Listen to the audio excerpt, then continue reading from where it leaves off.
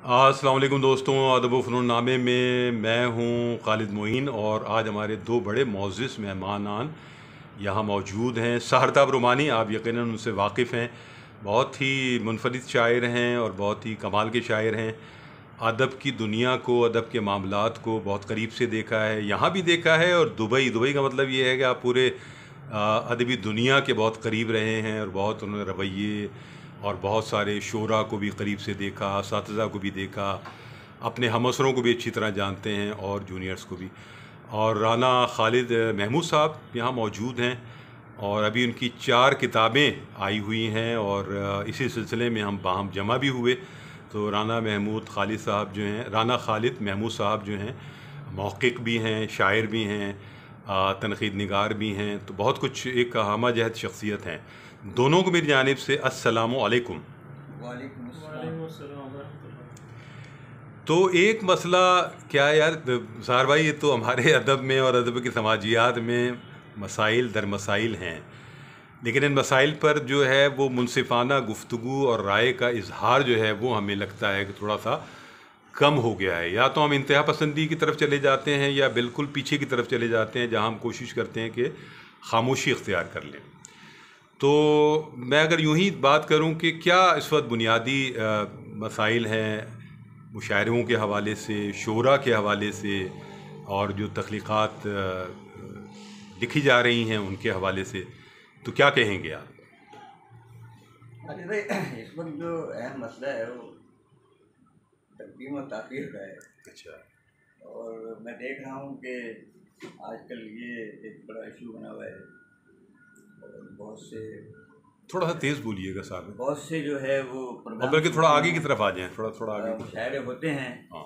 और उसमें ये होता है कि सीनियर्स को जो है वो उनकी हमतल्फी होती है, उनको पहले बढ़ा दिया जाता है और जूनियर्स जो हैं वो उस पर कोई रद्द अमल नहीं उनका होता।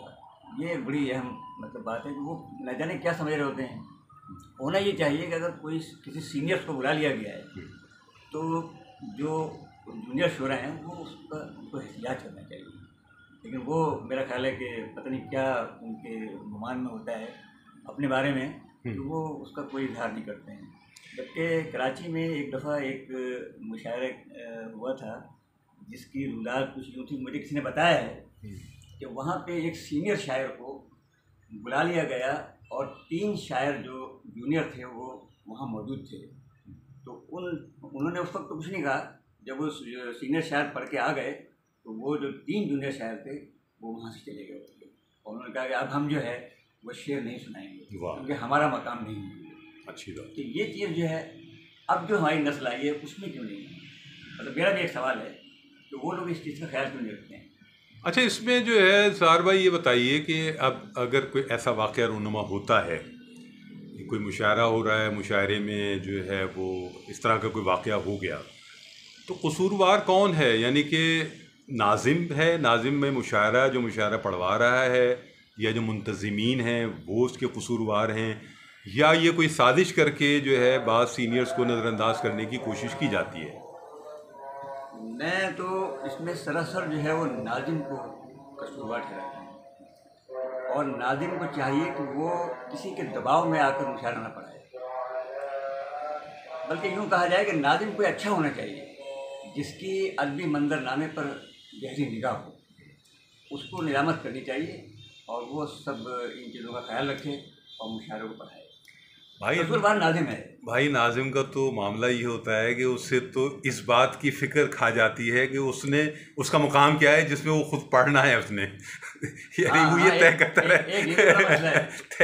यानी आपने हमेशा ये देखा कि कोई सीनियर से सीनियर भी नाज़िम होता था तो पहले उसने पढ़ना होता था, यही मुशायरे की रिवायत या आदाब में शामिल था।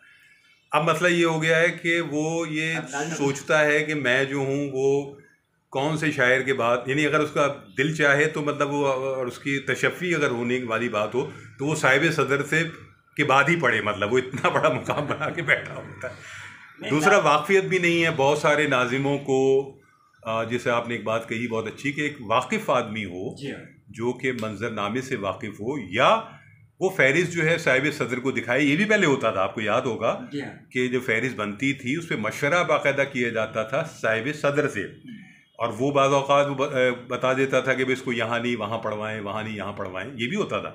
अब तो ऐसा कुछ नहीं होता। मैं आपको बताऊं कि मेरे साथ खुद 2 बार ऐसा हुआ कि सदर महफिल को हालांकि एतराज़ करना चाहिए था, लेकिन उन्होंने एतराज़ नहीं किया। मैं नाम लेना मुझे अच्छा नहीं लग रहा है। ठीक है। कि एक दफ़ा एक मुशायरे में एक नौजवान शायर जिसको शेर कहते हुए गालिबन मेरा ख्याल है 8 साल में हूँ या 7 साल में हूँ, ठीक है, उसको मेरे बाद पढ़ाया गया। ओह, हालांकि मैं चाहता तो वहाँ शेर ना सुनाता, लेकिन मैं फिर भी वहाँ माइक पर गया और मैंने शेर सुनाए, लेकिन ना तो उस शायर ने कोई रद्द-ए-अमल का कोई मुज़ाहरा नहीं किया, कुछ नहीं किया उसने। और वहाँ जो साहब सदारत कर रहे थे उन्होंने भी इस पर कोई बात नहीं की। इसी तरह का एक वाक़या और हुआ। वहाँ मेरे ही एक दोस्त को, जो मेरे जूनियर दोस्त थे, बल्कि हैं जूनियर दोस्त हैं, उन्हें जो है यानी जो उस महफिल के सदर से वो लिस्ट बना रहे थे और मैं देख रहा था, उन्होंने जानबूझ के मेरे उस जूनियर दोस्त को मुझसे मेरे बाद बुलवाया, यानी उनसे पहले मुझे बुलवाया, और तब भी जो है मैं गया और मैंने जाकर वहाँ शेर सुनाया, और मेरे उस जूनियर दोस्त ने उस पर भी कोई बात नहीं की। मैंने एक बार कहीं गुफ्तगू में ये बार बार ये बातें कही हैं कि बाज़ शोरा मुशायरों में इस तवातुर से नहीं आते जाते, और वो अपने मिजाज की वजह से नहीं आते जाते, और कोई वजह जो भी होगी, लेकिन उससे उनकी सीनियरिटी कम नहीं होती। मसलन ये है कि अगर मोहसिन असरार जो हैं वो अगर नहीं आते जाते हैं फॉर एग्ज़ाम्पल, तो अगर लेकिन कभी आ जाएंगे तो ये तो मुमकिन नहीं है कि हमसे जो है वो पहले पढ़ कर जाएंगे, ये तो मुमकिन नहीं है। इसी तरह सारताब भी जो है ज़माने से शेर कह रहे हैं, और ये तो मुमकिन नहीं, अगर बहुत कम मुशायरों में आते जाते हैं तो ये इसका मतलब ये नहीं है कि आप उनकी सीनियरिटी को कम कर देंगे, बल्कि वो तो होना ही चाहिए कि अब किसी मुशायरे में आ गए हैं तो उनको ज़्यादा एक कद्र मंजिलत देनी चाहिए कि यार आज आप आते जाते नहीं, लेकिन आज आ गए हैं। तो ये क्या साजिशों का माहौल है सार भाई, क्या है? यानी ये तो ताक कर काम हो रहा है ना कि आप बददिल करना चाहते हैं किसी सीनियर आदमी को सारे माहौल से और चीज़ों से। अब क्या करेगा वो, एहतिजाजन नहीं आएगा जाहिर है, कि बाकायदा साजिशें हो रही। ये साजिशें बहुत बढ़ नहीं गई हैं, बहुत बढ़ गई हैं। क्या ये इसकी वजह फेसबुक है? फेसबुक क्या किरदार अदा कर रहा है? राना खालिद महमूद साहब, आप भी सीनियर आदमी हैं माशाल्लाह, तो ये क्या जो फेसबुक है हमारा, ये फेसबुक ने बहुत से हव्वे खड़े कर दिए हैं, बहुत से लोगों को हव्वा बना दिया है, और बहुत से लोग चैम्पियन हो गए हैं जिनकी कोई शेरी रियाजत भी नहीं है, ठीक से शेर भी नहीं कह पाते हैं और ठीक से पढ़ भी नहीं पाते हैं। उसमें ख़वातीन भी शामिल हैं, उसमें हज़रात भी शामिल हैं। क्या कहेंगे आप? फेसबुक के हवाले से लोग अपने वक्त से पहले बालिग हो गए हैं।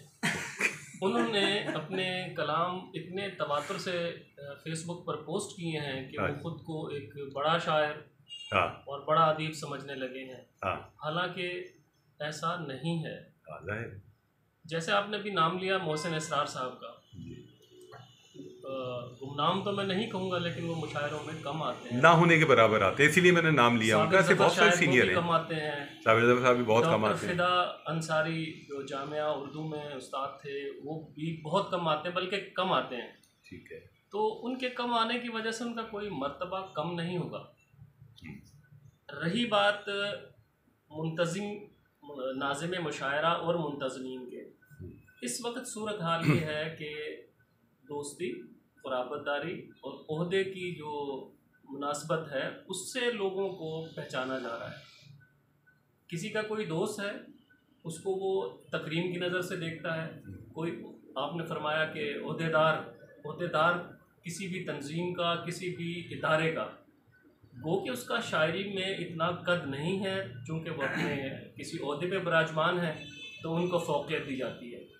उसूल तो ये है कि नाज़िम मुशायरा अपना कलाम इब्तिदा में पढ़े, उसके बाद मेज़बान जो उस तंजीम के जो इदारे के हैं वो अपना कलाम पेश करें, और उसके बाद जो रुतबा और मरातब के लोग हैं उनको उस अंदाज से पढ़ाया जाए कि सीनियरिटी मुतासिर ना हो।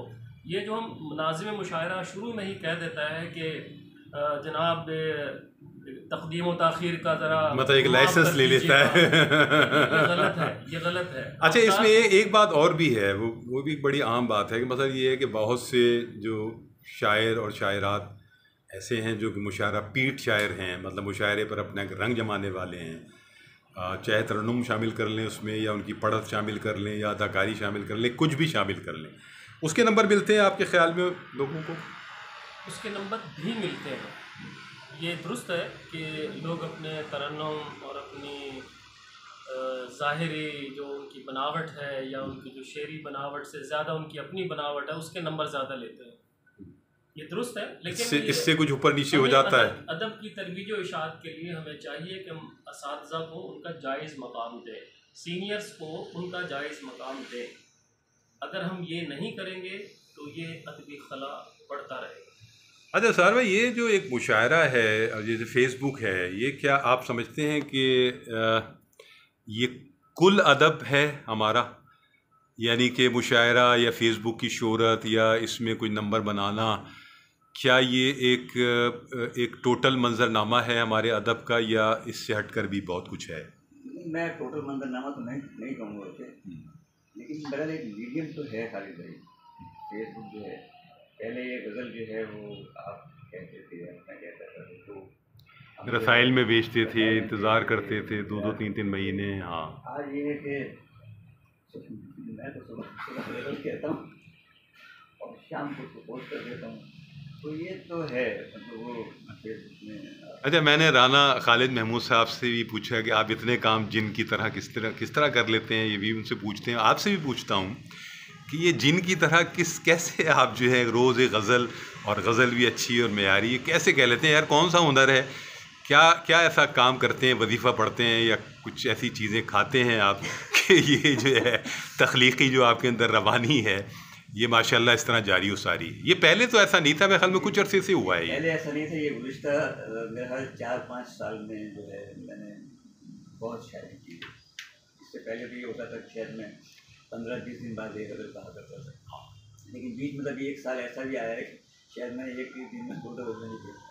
ठीक है। तो ये मालूम नहीं मुझे कि शायद मेरा ख्याल है, शायद हर शायर पर ऐसा एक वक्त आता है, दौर आता है जब वो कसरत से शेर कह रहा होता है, मेरा ख्याल है, और फिर वो कुछ बाद में ऐसा होता है कम हो जाता है। अच्छा, इसमें ये जो इस बात मैं वैसे भी ज़ाहिर दोस्त है बाप भी कहते हैं, मैं भी आपसे कह चुका हूँ कि इतना तेज़ कहने में ज़ाहिर है कि आपको इतना वक्त नहीं मिलता कि आप उसको तवज्जो से देख सकें या थोड़ा ठहर कर देख सकें चीज़ों को। तो फिर आप गज़ल कहते हैं, लगा भी देते हैं, तो बाद में देखते हैं, फिर सोचते हैं कि क्या हैं इसमें चीज़ें, या आप समझते हैं कि जो हो गया वो बस ठीक है? आप अगर बिल्कुल ईमानदारी से मुझसे पूछना, मैं मुबालगे से काम नहीं लूँगा।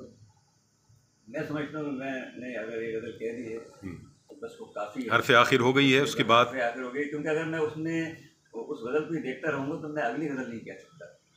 अच्छा, उससे निकलना है मतलब तेज़ी से। निकलना होता है। अच्छा, और ये जो आपका ख़ास एक असलूब बन गया है कि मुश्किल कवाफ़ी की तरफ जाना और ज़रा सा हट कर बात करने की कोशिश करना, ये भी कोई शऊरी अमल है आपका, या ये बाकायदा तय करके आपने किया है कि मैंने ये काम करना है? मैंने ये तय करके किया है, इसलिए कि शायरी जो है हमारी में बहुत बुरी है। अब मैंने सोचा कि इसमें क्या ऐसी चीज़ की जाए, तो मैंने वो कवाफ़ी जो जिनका इस्तेमाल कम हो गया था या नहीं लोग करते थे, उन कवाफ़ी को बाकायदा लोग तो इल्ज़ाम भी मुझ पर लगाते हैं कि भाई वो साहबदार जो कवाफ़ी जो है ढूंढान के लिख लेता है। अब तो किताब भी उसकी मौजूद है कवाफ़ी की, कई किताबें आ चुकी हैं, है ना? तो वो जनाब कवाफ़ी लेके जो शेयर करना शुरू कर देते, तो मैं कहता हूँ कि भाई आप तो क्या लिया करो, आप क्यों नहीं, आप भी कहा करो। हमारे दौर में जब 80 की दिहाई में एक साहब, मैं नाम नहीं लूँगा, उनके बारे में मशहूर था कि वो 2 पराठे खाते हैं रोज़ और 2 गज़लें कहते हैं